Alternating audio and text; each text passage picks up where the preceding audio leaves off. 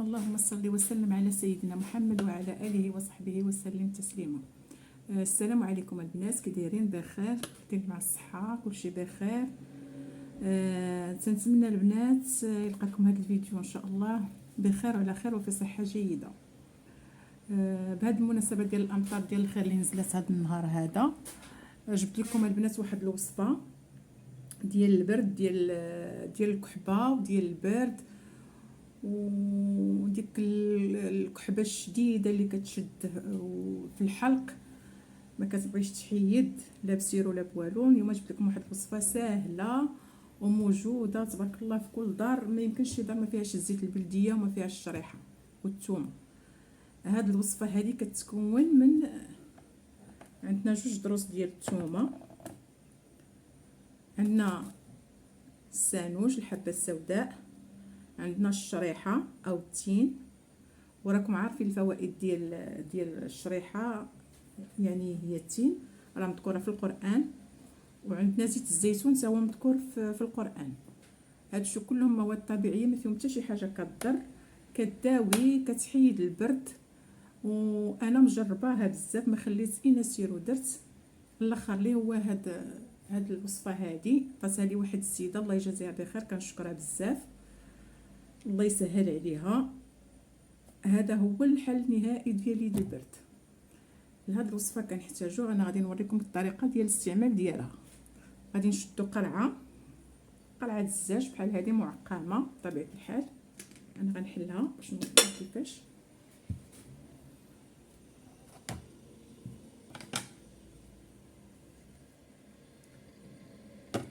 القلعه هي هذه، كنشدو هاد الشريحه.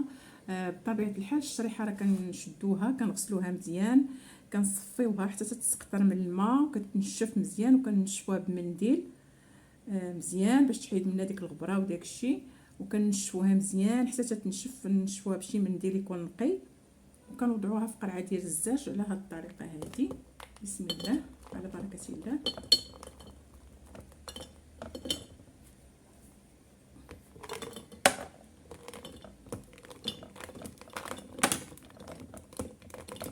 الشريحه عندها فوائد عظيمه زوينه بزاف للبرد. غنضيفوا ليها معلقه ديال الحبه السوداء او السانوج، نزيدوا واحد نص معلقه ونص،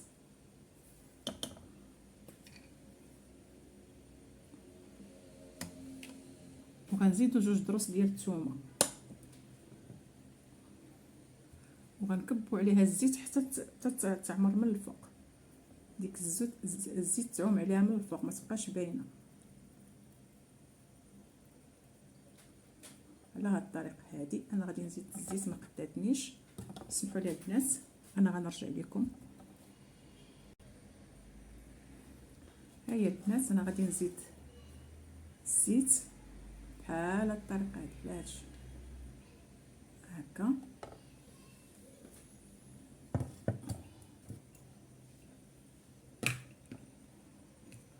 كنحركوها مزيان، كنخليوها مرقده في هاد الزويته هذه.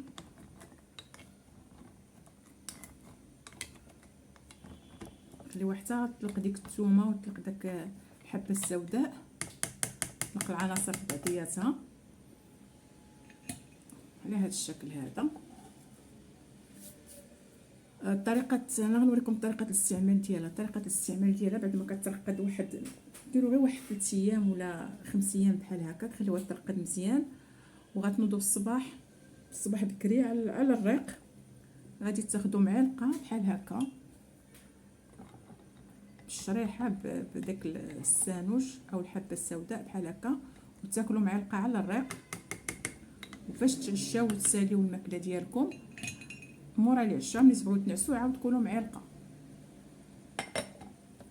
وكنتمنى الشفاء للجميع، وكنطلب من البنات، وهذا كنطلب منكم كاملين البنات، دعموني وتساندوني وتعملوا لي تعليقات زوينين، الله يجازيكم بخير، ولي لايك ولي جيم، الله يجازيكم بخير. كنشكركم بزاف، راه بكم انا باش كنطلع القناه، بلا بكم راه ما كاين والو.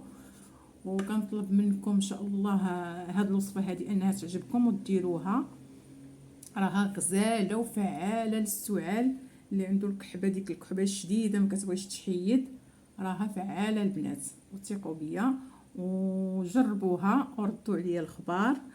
وكنتمنى لكم امسيه سعيده بالصحه والسلامه. وكنطلب منكم اللي مريض الله يشافيه، والله يشفي مرضانا ومرضى المسلمين ويرحم موتانا وموتى المسلمين. والى اللقاء في فيديو لاحق ان شاء الله. الفيديو الجاي غادي نجيب لكم واحد الوصفه زوينه وفعاله للذاكره وكتقوي المناعه ان شاء الله. السلام عليكم البنات، الى فيديو لاحق.